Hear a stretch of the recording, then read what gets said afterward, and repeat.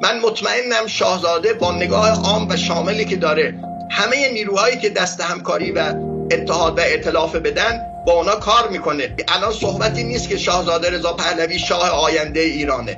بحث اینه که ما به شاهزاده رضا پهلوی به عنوان راه نگاه میکنیم. راهی جز این به نظر من برای آینده ایران وجود نداره.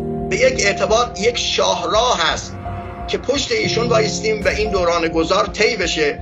در آینده صندوق رأی تایید خواهد کرد و تعیین خواهد کرد که چه مدل حکومتی باشه، کی پادشاه باشه، کی رئیس جمهور باشه. بدون شک میتونه اوضاع خیلی درست پیش بره.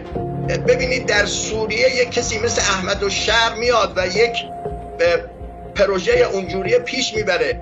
بسیار قدر ناشناسی است که ما برای شاهزاده رضا پهلوی یا حتی اپوزیسیون دیگه شأنی برای در حد آقای احمدالشهر قائل نباشیم و احساس